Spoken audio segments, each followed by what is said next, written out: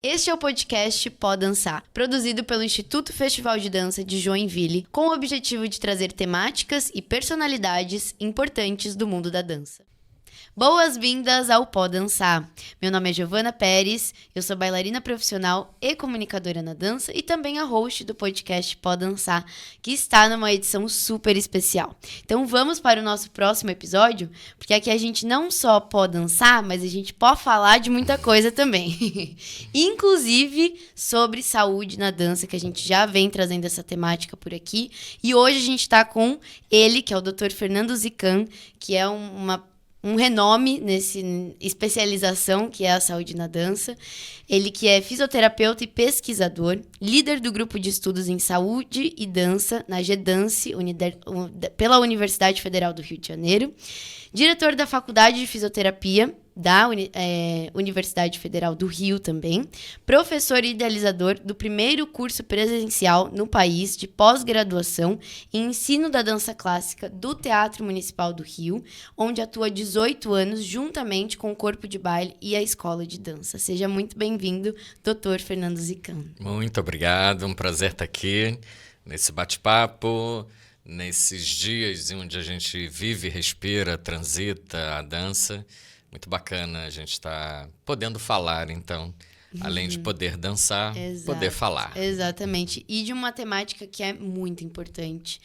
Ainda que não pouco falada, mas pouco vista, né? Ou então pouco gerada informação devidamente, com profissionais qualificados. Então, a gente com certeza trouxe você que tem todas as propriedades para poder estar conversando com a gente aqui, falando, compartilhando bastante sobre esse tema que é a saúde física na dança. Então, eu queria saber como começou essa história sua com a dança. Pois é, né? Eu fui um jovem dançarino. Quando adolescente, fiz parte de uma companhia de dança folclórica lá no Rio de Janeiro. Tá.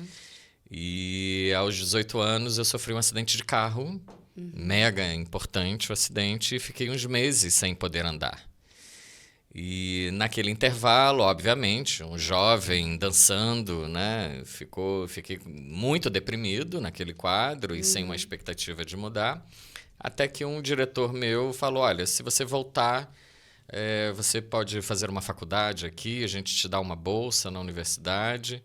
E aquilo me motivou muito a voltar. Mas eu queria era ser artista, eu estava numa outra vibe. E durante o acidente, tive que fazer muita fisioterapia. Boas-vindas ao Pode Dançar. E acabei me aproximando, olha, eu acho que ali tem algo em comum. E cursei toda a minha faculdade pensando no corpo do bailarino. Entendi. Até que já um ano de formado, algo um pouquinho, tive o prazer de começar a atender ninguém mais, ninguém menos do que Ana Botafogo. Que esteve aqui com a gente, tem um episódio especial com ela e Priscila Ocoy, porque a história dela, a trajetória é incrível, né? E aí a Ana, conversando comigo, falou, você precisa ir pro teatro, você tem que fazer algo lá no Teatro Municipal. E sempre uma cultura, né, que bailarinos sempre se lesionaram, né? Ao longo da história, a relação dos bailarinos com os seus corpos nunca foi de muita naturalidade, no sentido de ter a ideia de que dor é uma constante, é algo que a gente hoje ressignifica, ela não pode ser uma constante, mas não tinha um olhar, né? E às vezes o bailarino procurava o profissional da saúde e esse profissional de saúde não sabia o que era aquele bicho esquisito, que não era um atleta porque era um artista. E, bom, tem um nicho aí para começar a desenvolver. Comecei a trabalhar no teatro, então, em 2005. Tá. E foi mais ou menos a época que eu iniciei no mestrado. E aí, obviamente, minha tese do mestrado foi toda voltada com a companhia do Teatro Municipal do Rio. E identificando que o grande fator dentro da dança que complicava a saúde do bailarino era o seu processo de formação, né? Professores de dança às vezes compreendem muito a metodologia da dança, mas não entendem como Sobre isso corpo, funciona né? no corpo, né? E também temos que entender que esse corpo mudou ao longo das gerações. Isso é verdade. Então, uma técnica que foi projetada no século passado era para um corpo que não é o corpo de hoje. Então, eu preciso ter algumas adaptações ou alguns olhares diferenciados para entender que esse corpo é um corpo diferente. Além de ser diferente passagem das gerações, ser diferente geograficamente. Então, um corpo russo é diferente de um corpo brasileiro, que é diferente de do corpo europeu, que é diferente de um corpo cubano.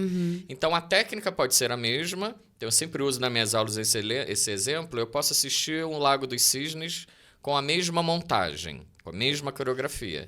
Mas se eu assisto com uma companhia russa, eu estou vendo um balé. Se eu assisto com uma companhia cubana, eu estou vendo um outro balé. Sim, se eu assisto numa companhia europeia, eu estou vendo um outro balé. Por mais que a coreografia é a mesma, esses corpos são diferentes. E aí cheguei nesse lugar, então, de ser alguém que iria pesquisar e olhar um pouco mais sobre o processo de formação dentro da dança e o que estava errado. Ou o que estava faltando de informação. Então, não somente uma coisa de tratar bailarinos, mas uma coisa de olhar para o processo de formação dele. Porque você concorda, doutor, que é muito importante a gente olhar para a dança como uma especialização. Não é qualquer fisioterapeuta, né, que consegue lidar com os bailarinos. E aí foi levantado muito uma questão durante um dos outros episódios da questão atleta versus arte, né? Então eu queria saber um pouco da sua opinião, porque quando a gente olha só para arte enquanto dança, a gente esquece do físico, né? E às vezes a gente não para pensar que a gente demanda muito fisicamente. Então eu queria que você comentasse hoje, o bailarino é considerado um atleta? Ele não pode ser considerado um atleta porque o ideal do bailarino é diferente do ideal de um esportista, né? O esportista ele precisa de uma determinada performance para atingir um determinado tempo, uma determinada meta, né? Que é algo que o olhar do pensamento do bailarino é diferente, né? Mas o que a gente tem de proximidade é que mesmo a arte da dança sendo uma arte subjetiva, ela é feita por um corpo físico.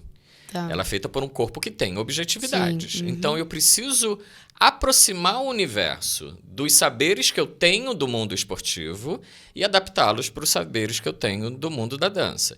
Então, eu não gosto dessa associação, né, de dizer que o bailarino é um esportista ou dizer que eu vou levá-lo para a proximidade, né? Porque eu preciso considerar que ali precisa ter um artista que vai pensar as suas subjetividades, mas nunca se afastando de que é um corpo físico. Né?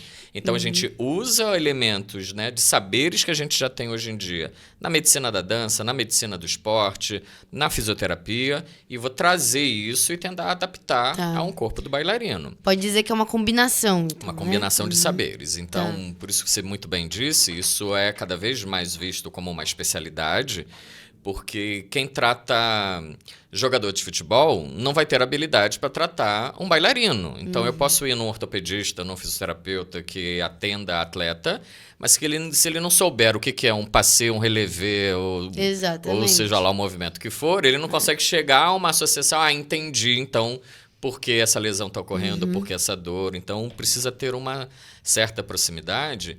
E, para além disso, né, já adiantando, que a gente está comentando sobre o corpo, não adianta a gente ter uma cultura, assim, o balé ou qualquer outra dança pode ser feita por todos os corpos.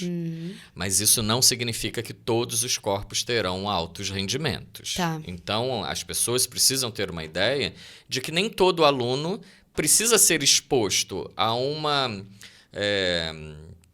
sobrecarga de exercício ou um padrão onde eu quero chegar com aquele corpo e que às vezes aquele corpo não vai me dar essa possibilidade, né? Ou às vezes até aquele indivíduo nem quer ser um bailarino de alto rendimento. E por isso você acredita que é importante a gente respeitar as individualidades? Sem dúvida, né? Porque a gente às vezes vê muito na internet hoje em dia as coisas genéricas, né? Muito.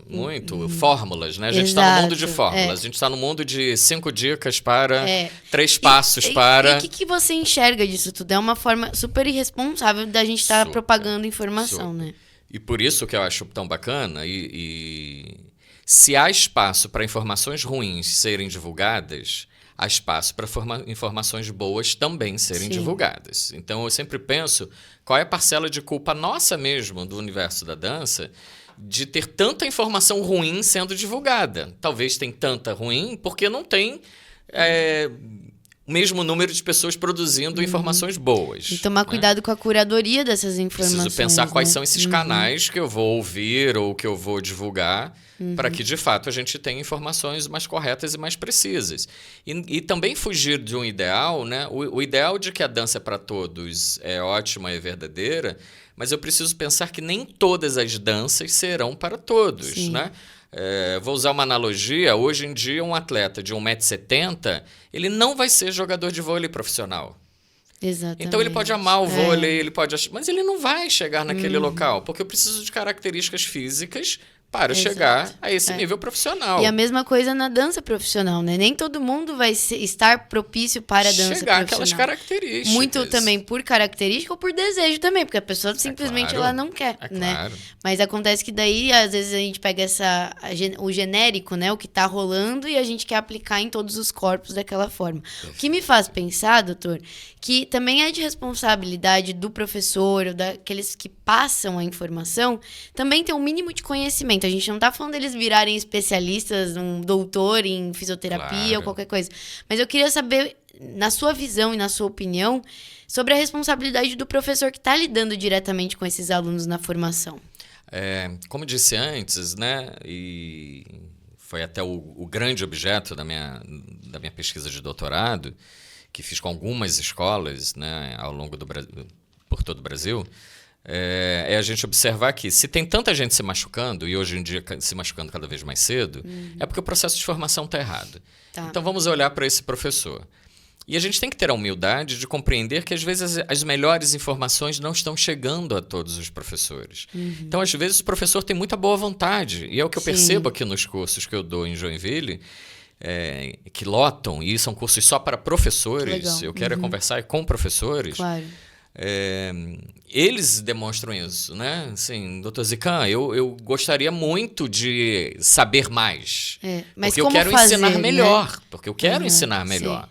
Mas essa informação, às vezes, não está chegando para mim, né? De uma maneira correta ou adequada. Então, para mim, o professor é o elo fundamental desse processo. E aí não é somente técnica, né? Não é aprender a execução de um método. Eu preciso ter uma sensibilidade de perceber até onde aquela criança especificamente está acompanhando aquela minha metodologia, quem está ficando de fora e está ficando de fora por quê. Exato. A gente olha uma precocidade cada vez maior no ensino da dança. Então, o ensino de balé clássico, por exemplo, que deve se iniciar com 8 anos, existia-se um pré-baby, então. E cada vez mais, né? Daqui a pouco... hoje, eu tô até brincando, hoje a gente tem um pós-maternidade. Exatamente, daqui a pouco tem isso também, né? Já sai da maternidade com uma sapatilha de ponta, a cultura era do sapatinho vermelho, não vai ser mais sapatinho vermelho, vai ser uma sapatilha de ponta. E a gente tem uma justificativa por isso. As crianças estão tendo espaços menores para poder brincar e experimentar seu corpo. Então, se isso não está sendo desenvolvido na creche ou na escola ou dentro de casa, acaba que o ambiente da dança é o local onde aquela criança passa por esses processos de desenvolvimento. Então, antes dessa faixa etária, eu preciso desenvolver outras coisas que não a dança. Entendi. Que vão dar condições para lá na frente a dança ser executada. Exato. Então, o professor, sem sombra de dúvida, a melhor formação desse professor é o que vai condicionar a gente ter bailarinos melhores formados. E como você acredita que hoje as informações podem ser melhores e chegar mais fácil, mais acessível? De repente, como que a gente também pode relacionar o trabalho do Festival de Dança em relação a isso? Porque você tem uma relação muito forte no festival há anos e eu queria também que você comentasse sobre isso. Pois é. Até o momento que a gente está aqui hoje, né? Então, um podcast, por exemplo, é um material educativo e informativo. Certeza. Esse é o nosso objetivo. Que a gente precisa fomentar e ajudar a divulgar. Eu há 18 anos participo do festival. Uau, tem história, né? Então. Tem um tempinho. E vim de várias formas. Vim apresentando trabalhos no seminário de dança.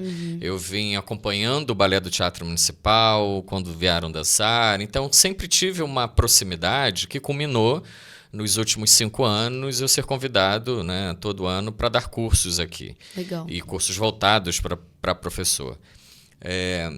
E eu parabenizo muito o Festival de Joinville, porque talvez eu não conheço outro festival né, que tenha campo de espaço para professores refletirem, dialogarem e aprender. Com certeza. Né? Porque não é Normalmente só os festivais alunos, né? são só voltados para os alunos. Exato. Os alunos se apresentarem, os alunos fazer aula, mas e aquele professor, né, que está frequentando esse espaço? Então, o Festival de Joinville tem, né, na sua programação pedagógica, né, na sua programação de cursos, esse olhar, né, um olhar de que, bom, a criança está vindo, o adolescente está vindo dançar, mas está carregando o professor. Então, vamos puxar esse professor em alguns momentos também, né? e focar em algumas atividades que sejam voltadas para ele.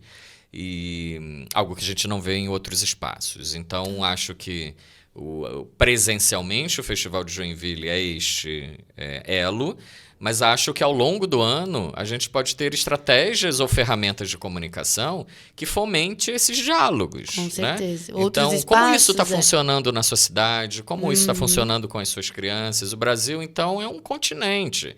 Então, às vezes, aquela realidade para uma criança do Nordeste mais quente, a criança com menos roupa, se movimentando de uma maneira diferente de quem está lá no sul do Brasil com uma temperatura de 5 graus para a criança ir fazer o balé, ir à aula do balé. Então, são realidades muito distintas. Sim. Então, acho que as estratégias de comunicação que a gente tem hoje, podcast, perfis de profissionais realmente capacitados, então não deixar as pessoas se iludir que apenas ter seguidor significa qualidade da informação. Seguidor, hoje em dia a gente até compra, né? Então, acho que esse não pode ser um indicador, é saber qual é o histórico dessa pessoa, que envolvimento já tem, e utilizar as ferramentas digitais, as ferramentas remotas, para aproximar essas pessoas. Sim, porque é só assim que a gente vai conseguir criar essa rede de informações, né?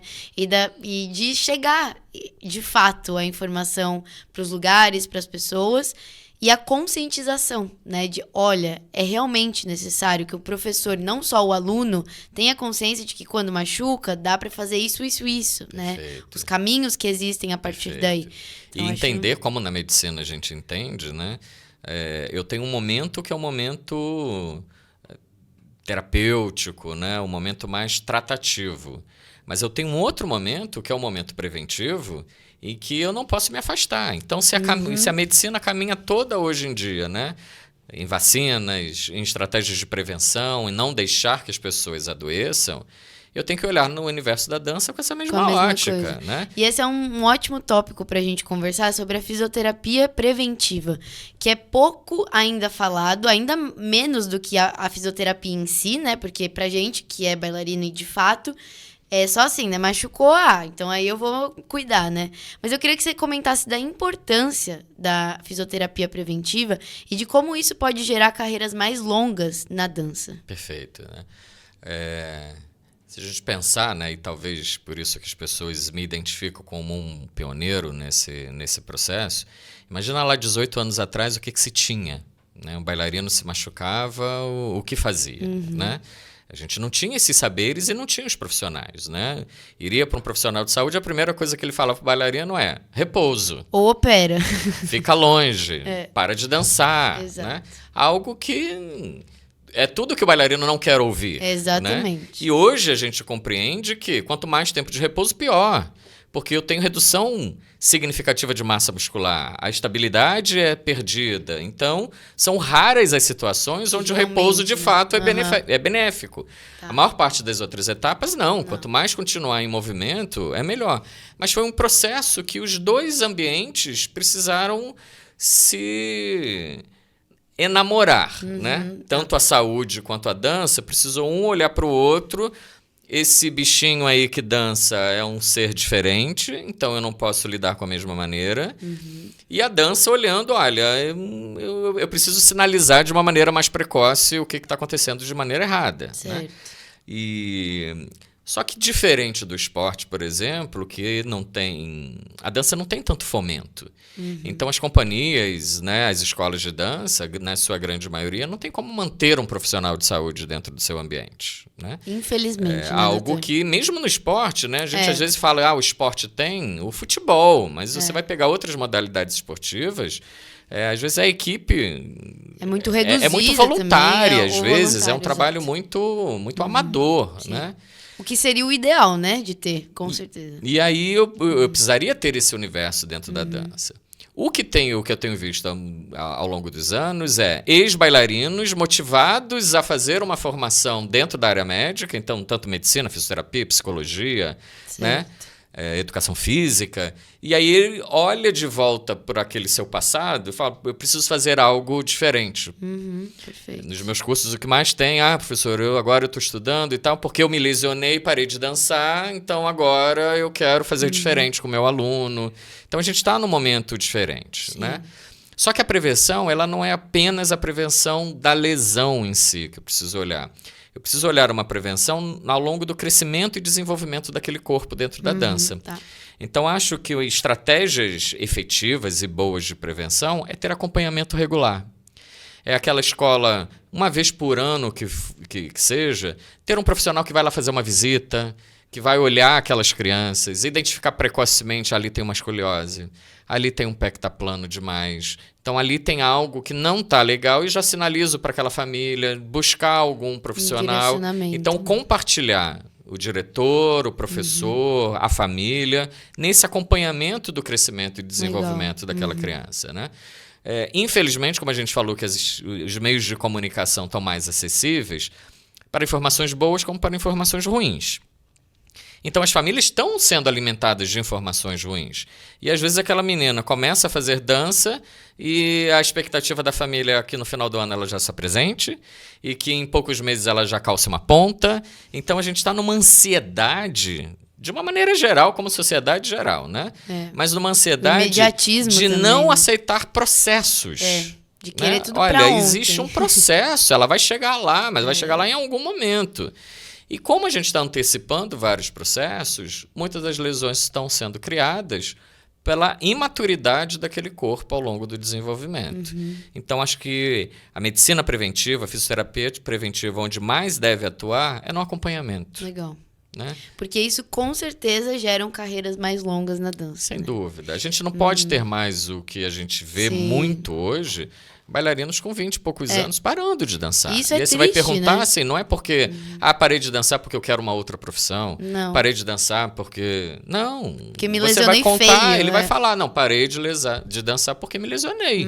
Então, esse é o destino que a gente fez. É sinal que o processo de formação está equivocado. Errado, exato. E a Ana Botafogo fala isso no episódio. Eu perguntei pra ela, né? Qual que é o segredo de ainda assim estar nos palcos? Ela, porque eu sempre me cuidei. Eu sempre me preocupei em ter essa prevenção, né? De uma atividade física atrelada à dança, de ter o descanso. Ela frisou bem essa questão do descanso. Então, isso é muito legal de escutar também de carreiras mais experientes, mais longas. Exato. O que deu certo, né? Então, eu acho que também a gente tem que estar atento a isso. Perfeito. O que está dando certo nos outros profissionais que eu posso agregar na minha carreira, levando em consideração o que o Dr. Zican falou da individualidade, né? Porque a carreira da Ana Botafogo é da Ana Botafogo. Exatamente. Né? Não tem como, não tem receita de bolo. Mas se a gente pega algumas características, né, você vai observar que às vezes a gente é muito comum falar da disciplina do bailarino, mas acaba que essa disciplina ela fica muito limitada na execução técnica. Sim. Eu preciso desta mesma disciplina para várias outras coisas. Como que esse bailarino se alimenta? Sim. Como que ele descansa? Qual a atividade de repouso? Como ele está tratando a sua cabeça? Isso é importantíssimo. Quanto que está o nível de ansiedade, de estresse? Então, se eu tenho uma disciplina para tudo isso, eu tenho uma carreira mais longa. Se eu não consigo me disciplinar para essas outras variáveis também, eu preciso de resultados para ontem, então eu vou pegar a fórmula milagrosa que eu vi na blogueira, no Instagram, e vou querer reproduzir aquilo comigo. Sabe que vai dar errado, né? Exato. Então, esses processos, e aí até a gente observar o quanto que a própria engrenagem da dança está retroalimentando as ansiedades. Isso é importante de falar. Então, se a gente tem alguns espaços para falar, olha, calma, ela tá ótima, mas ela vai ficar melhor ainda daqui a pouco. Se der tempo ao né? tempo. Vamos né? deixar... Uma crítica que eu faço, e às vezes na rede social eu me empolgo e comento algumas coisas, e depois até me arrependo. Porque hoje é difícil você... Qualquer criança, qualquer jovem, qualquer bailarino bota um vídeo no Instagram ou posta ele dançando, sempre você vai ter vários comentários embaixo que sempre são: maravilhosa, arrasou, Tá ótima, né? Palmas, linda e tal. Quem é a pessoa que hoje vai lá e vai falar, olha, tava até bom, mas precisa melhorar um pouquinho. Exato. Olha, tava até legal, mas eu só... E aí, quando o professor, que é quem deveria ter essa postura, toma essa postura, as pessoas ao redor criticam. Nossa, mas... O que tá grosseiro, querendo? que grosseiro, isso? que equivocado. E às vezes as pessoas perdem que assim, não, mas a função do professor é ser o acompanhamento pedagógico do processo. Sim, né? certo. Então, obviamente, não é tirar o valor daquela conquista que o bailarino tem, mas sempre botar uma ótica de que assim, ainda tenho mais a aprender. Porque senão ele cai, né, principalmente bailarinos mais jovens, caem numa cilada de que assim, eu estou tão bem, eu sou tão bom, que eu não preciso mais fazer algumas coisas. Então eu não preciso mais fazer uma aula inteira, não preciso mais pegar algumas coisas, algumas etapas do processo de informação, porque está todo mundo dizendo que eu já estou ótimo. Então, e num festival a gente até olha isso, né? Um ano ganhou, outro ano não ganhou, e volta assim, mas por que eu não ganhei? Tem alguém que está melhor. Exatamente. Né? E talvez essa pode ser uma das grandes utopias em relação a, né, a dança que você enxerga hoje em dia, da gente achar que a gente atinge determinados patamares e aí dali, não precisa de mais nada. Igualmente com a fisioterapia, com a prevenção. Exato. Não, eu tô profissional, agora eu não preciso de mais nada, né? Só ali ir dançar. Qual outra utopia que você vem escutando ou vem enxergando nesse mundo da dança que você gostaria, né, que as pessoas ressignificassem?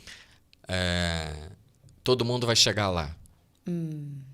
Nem todo mundo vai chegar lá. Né? E também, qual é esse lá? E o onde lá que é esse pode lá, ser né? em qualquer momento, em qualquer lugar. A gente vê hoje em dia, e eu vejo de uma maneira tão positiva, e eu sou super feliz de ter apresentado o coordenador, idealizador do 40 Mais ao festival. Legal. Então, fui eu que fiz o elo entre o festival e o idealizador do 40 Mais. A gente vê corpos cada vez mais diversos fazendo dança. Então, o lá, de repente, para aquela senhora que veio aqui, dançar em Joinville um dia, pisar num palco em Joinville, já é tudo que ela não fez uma vida inteira. Como pode ser que para outra, só sair de casa e ir ali na esquina, fazer uma aulinha com as colegas e bater um papo, já pode ser o lá dela. Então, temos que diminuir nossas ansiedades e perceber que nem todo mundo chega onde eu coloco a expectativa. Perfeito. E aí é onde pensar. Qual é a expectativa deste professor para aquele aluno? Qual é a expectativa desta família com aquele aluno? Às vezes você percebe que o aluno não quer ir mais. Exato. Né? Ou aquilo ali está bom. E a família tem uma pressão, às vezes, exagerada. Então, a prevenção ela também entra nessa cultura, né? De ajudar a refletir sobre as expectativas. Sim. E assim também em relação às limitações físicas, né, doutor? Porque eu vejo, às vezes, muito pegando, sei lá, um aluno como exemplo e todo mundo tem que ser igual esse aluno aqui. Exato. Senão, é aquilo, né? O chegar lá não existe. Não. Mas, de novo, a gente entra na questão da individualização, né? Cada ser humano é um ser humano. Perfeito. Né? Então, qual que é a sua opinião em relação a respeitar os limites físicos na dança? Eu preciso saber qual é a expectativa que eu quero. Né? Então, assim, eu tenho uma escola e que a minha escola é uma escola de formação de bailarinos profissionais. Tá.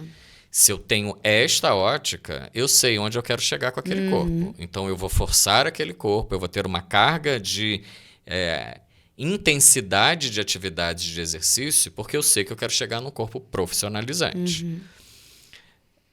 Essa é...